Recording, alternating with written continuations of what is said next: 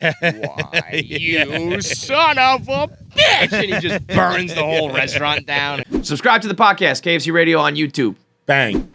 What I like about this latest one, though, is some of the stories you're telling me from the Odenkirk memoir. You know when people tell you about the book they're reading or the dream they had, and it's like, dude, just shut the fuck up. Yeah. Sally Fields, I don't care. Demogorgon's fucking you in the ass. Nobody cares. But Odin Kirk is a cool cat because he's seen it all. By the way, I think as we record this today is the finale of Better Call Saul. But what I found interesting was the stuff about Chris Farley, because I have always a lot of people ask me like who are my white whale guests and who was one person I wish I could interview, and I think I've narrowed down. I think my dream guest alive I wish we could get, I think, would be Jay-Z, and I think my dead person that I want to interview I think would be Chris Farley. Yeah, and the stuff about Farley is some of it's pretty interesting, and everybody who was around Farley says a lot of the same stuff. But Odin Kirk had this one tale about like specifically when he knew it was a rap. The Farley shit's heartbreaking. particularly interesting because I read a book by Farley's buddies back when I was in college. It's probably 2007 it came out. And it was I forget what it was called. I'm sure you can look it up. It was like a lot of like letters from friends, right? It was like yes. It was almost like an oral history type boke, but it was Conan and Spade and Chris Rock and blah blah blah, like a bunch of like Farley's boys, and they all was kind of sharing memories and things like that. And one that stuck out to me when I read that book was Chris Rock saying that the Chippendale sketch was the one that like killed Chris Farley. And then Odenkirk said, in not the exact same words, but basically the same sentiment, which because the Rock one stood out so much, I was like, holy shit, I remember reading this. Yeah. But I forget, because it was 15 years ago, I forget exactly what Rock's explanation on it was. But Odenkirk said, I think it was, I don't know if it was his very first sketch or it was one of his earlier sketches, definitely his first hit at SNL. Okay. The Chippendales with Swayze. But he said that you can see it in Farley's face even on screen, but then afterwards it got a lot worse where he had such shame, and because Farley he grew up in wherever, and he told his whole life that he's a fat idiot and all that stuff, and what the Chippendale sketch did was confirm all his deepest, darkest fears, that they're laughing at me, not with me. Which, I mean, I get, because it's like, it's a hacky thing. It's like, a stripper's supposed to be hot, and Swayze's hot, and there's the fat guy who's not. It's not groundbreaking material, but like his dance moves and everything like were funny, and I think he's the greatest physical like comedian ever. Right.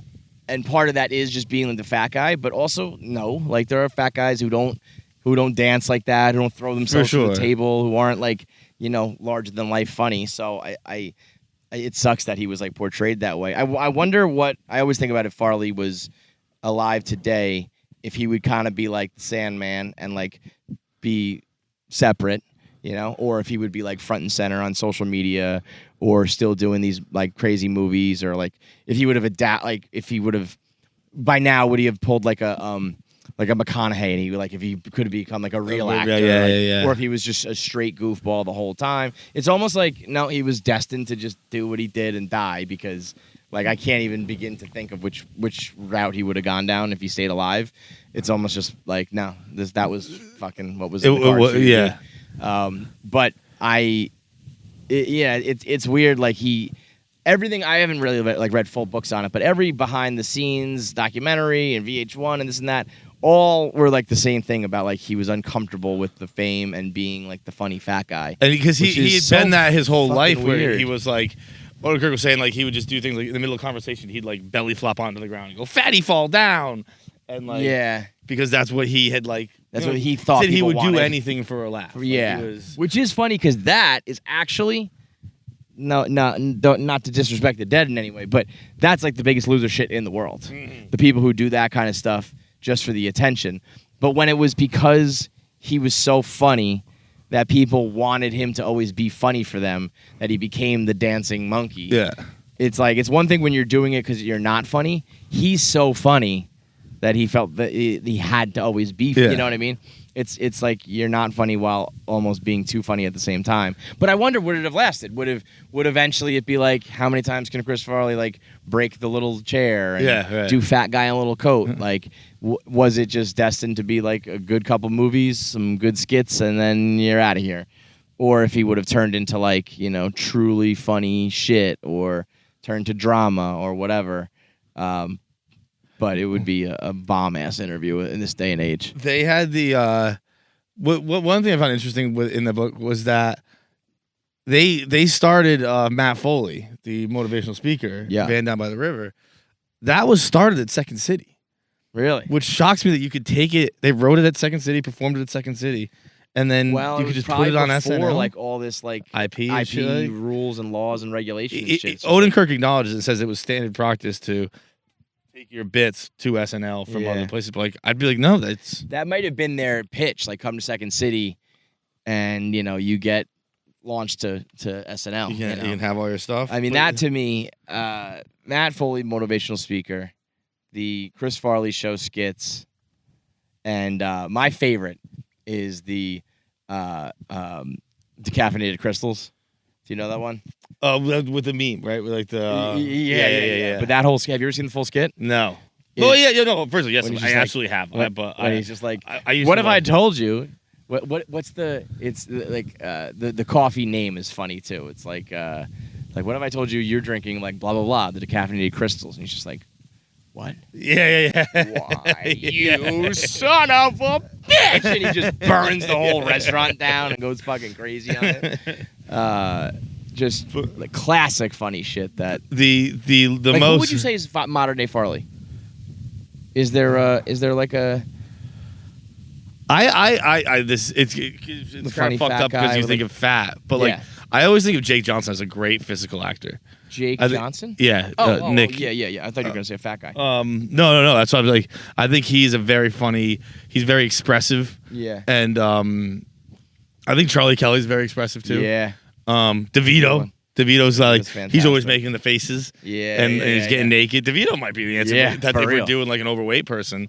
But I think Jake Johnson and Charlie Day are both like expressive and wild big and crazy. Despite they're both smaller guys, but the last thing about Farley in the book that was very depressing because it is the last thing, is Odenkirk talks to he was in Denver, I believe, and he was doing something at some bar, a theater, or something like that, and someone comes in and is like, Farley's outside, he wants to talk to you, and Odenkirk wasn't put off by this because it is at this point like Farley couldn't go anywhere. He was he's couldn't go in a club, yeah. And so he's like, I'll go out. So he goes out to the limo, and Farley's in it with guys who had just offered to sell Odenkirk coke. Mm-hmm. And he's doing coke. Like he's not hiding. He's doing cocaine. Right. And he says he looked ready to pop. He says he's red faced, swollen, like grizzled beard, swollen as hell, looking ready to pop.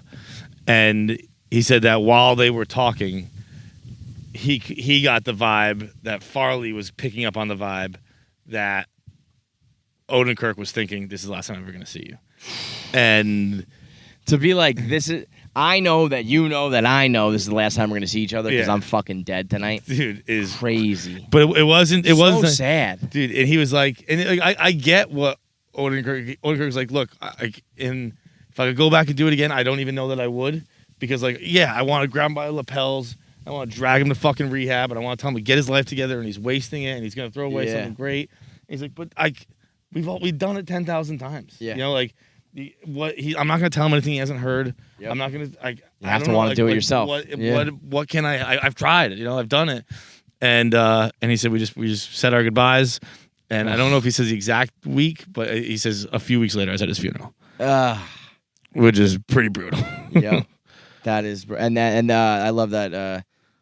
Not love, but the fact that Odenkirk and both Chris Rock they both said "fuck that skit" for the Chippendales thing. They both ended the description of this Chippendales with "fuck that sketch," which is so. I mean, you just don't know the in and outs of what's going on in some of these places. Like you think it's all funny and like, oh, that was amazing, and there were people who were like, that skit ruined lives. Yeah, it's fucking unbelievable. Still, they play every time the Bruins score a fucking goal.